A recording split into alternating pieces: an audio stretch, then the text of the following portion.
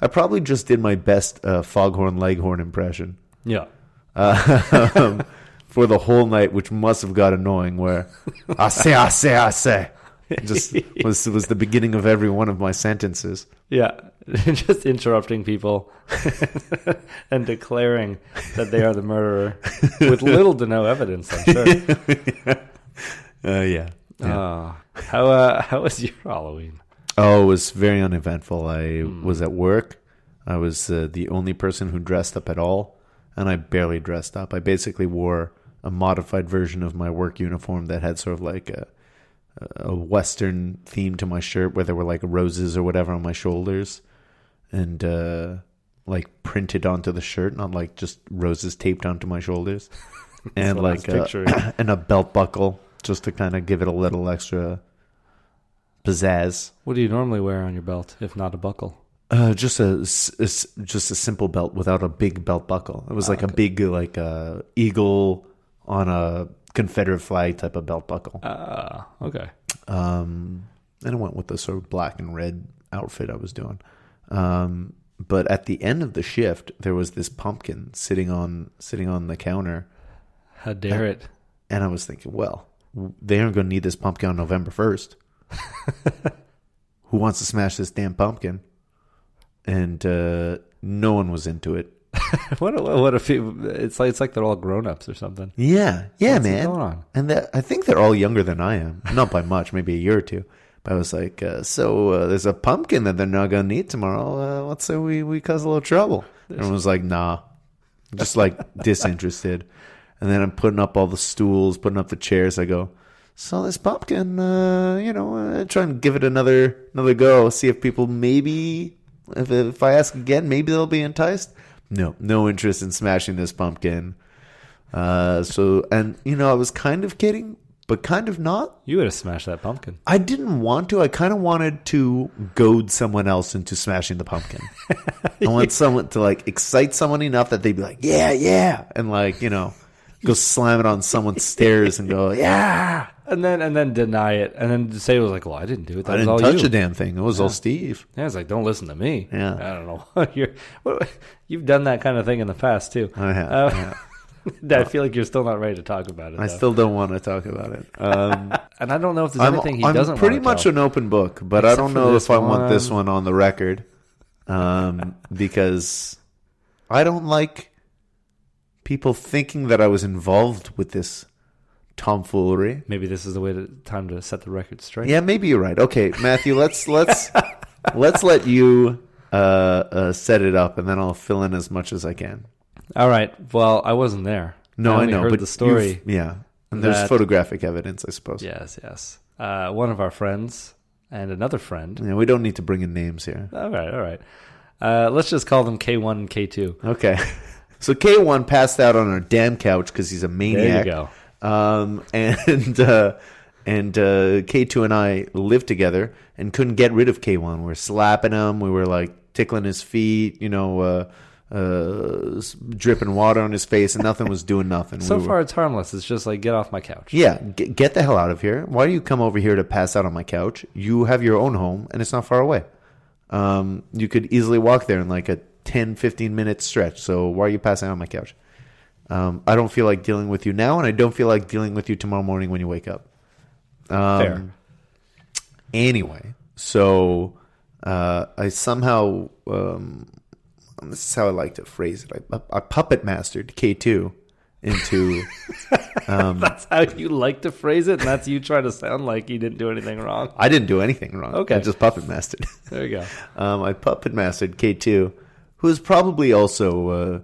we were all a little inebriated, so maybe not in our right minds. And maybe K2 was a little more susceptible to being puppet mastered. To use an iron that was lying out and about, just heat it up a little bit so it was hot to the touch, and then like tap him on the belly to wake him up. Okay. So, first of all, this happened in the 1950s. You still iron your shirts in this day and age? You don't iron your shirts? I don't. I throw it in the dryer with a damp cloth. Oh, yeah. That's actually what I do most thing. of the time because I'm lazy, but ironing is so much better.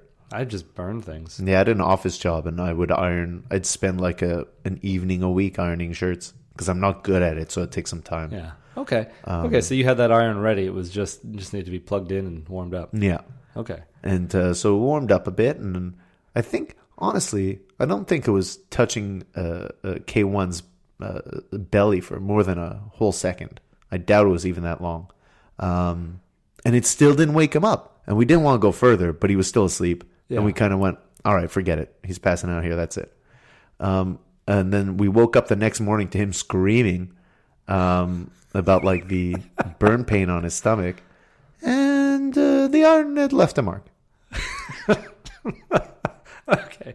And when people blame me, I think that is not right. All right. I mean, sure, I plugged in the iron. Sure, I convinced the person who did it to do it. You know, maybe it was my idea, but, you know, I don't think inception is a crime. No. I mean, God gave man free will. Yeah. And Sebastien, all you're doing is playing the role of Satan. That's right.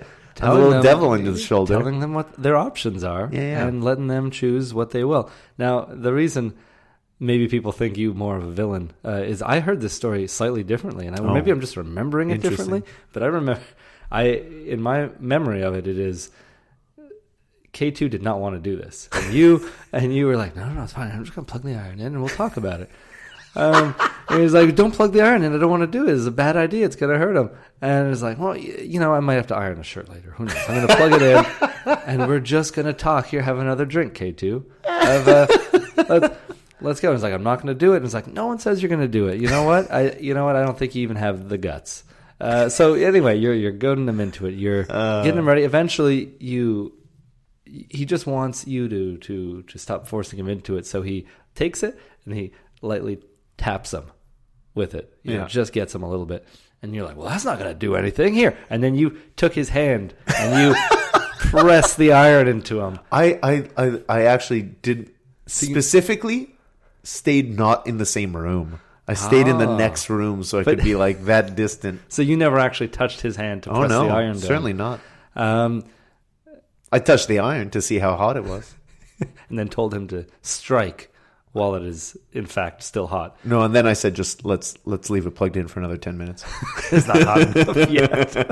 No, that's a joke. But I really thought that he did it once and you guys felt like nothing happened. So I was like, that's that K2. Yeah, my memory might be a little foggy, but it may have been a second touch. Also, probably no longer than a second. Hold it down. We're still trying to wake him up. That was the goal. Yeah, and it still didn't. And so we went to extremes to wake him up, and it still didn't work. And then we just like threw in the towel, only to be woken up by him screaming the next morning about burns.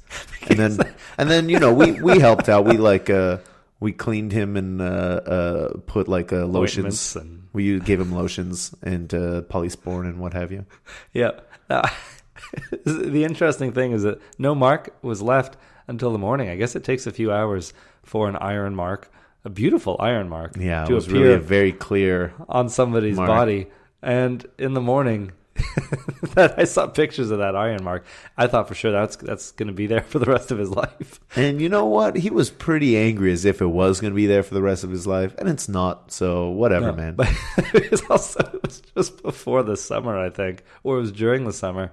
And no, I think it was like right before Halloween, because he wore a very revealing Halloween outfit. Oh, was it Halloween? Because I know he normally he works as a lifeguard, and I think he was very concerned that he would have to explain this every time he went lifeguarding. Well, that was if it scarred, yeah, I suppose. But no, this was like right before Halloween, and so he just wore a revealing outfit and had a mark on his stomach for Halloween. Yeah. He kind of owned it. I think he called himself Iron Man or something like that. Yeah. Okay. In the end, it doesn't. I think you have been. I think I've cleared my good name. I was, I didn't. Especially since you had nothing to be forgiven for. You didn't do anything. I didn't do it. I was not in the same room, even. That just seems like what a contract. If you order someone's life be taken and you're just the one pulling the strings, I think you're still somewhat to blame. Normally, you'd leave town for that sort of deal. There's no paper trail. No. No, except all over Facebook, I remember there were photos of this, and I thought it was pretty funny. And I saw some other people who also thought it was funny, but the majority of people, they took a turn of reaction I did not think, where they thought it was horrifying. They were like, what kind of friends would do this to somebody who? And I thought that was a little extreme, because I've done something similar. I've not in that sense, but I remember going up to a cabin one year, and there was another friend of ours, and he had been drinking and hot poker, right? No, it wasn't a hot. But this was a pretty serious staple gun. Oh God! So not just regular staples, but not like roofing staples. Sure. But a staple that you would good ½ inch, maybe 3/4 of an inch. That sent shivers up my spine, though. And we were like, he was kind of pretending to do it, and we were like, go on, do it. Like, I thought you were a big tough guy. Do it. And eventually stapled his right through his jeans. Oh. And he did one. He was really pumped up. Like, he really had to pump himself up for it. We were but really he really wanted it to happen. Well, he wanted to, he was afraid of doing it. And then eventually built up the courage, and he did one. And he's like, oh, that wasn't so bad. And I was like, do more, do a bunch. And so he took it, and he was like, well, I'm not afraid anymore. So he punches probably 6 or 7 more into his leg. Oh, no. And that's when the first one started bleeding through. Started seeing his leg turn red. Through the jeans. Oh, man. And then he also started freaking out, and he couldn't get the jeans off because they were stapled to his leg. Of course. You got to remove those long staples. Yeah. So none of us are without sin, Sebastien. I think it's okay. And I think there's always room to be forgiven. I don't think I need forgiving. But wouldn't you like to forgive K2 for what he's done? No, I'd like to. Well, he didn't do anything to me. I'd like to forgive K1 for his anger. There you go. For his frustration, his misdirected anger. One day we'll have them on and see their side of this coin. So nobody wanted to smash the pumpkin. Nobody. So yeah, nobody wanted to smash the pumpkin. That pumpkin lived to see another day. The 1st of November, the saddest day of pumpkins. Where they don't have any purpose unless they are to become pumpkin pie or soup, which I also suggested to people I work with after they turned down the smashing. I was like, well, I want to take this pumpkin home, make a pumpkin pie. And everyone was kind of like, no, no. With as much vigor as smashing the pumpkin. Someone take this pumpkin home and make a pie.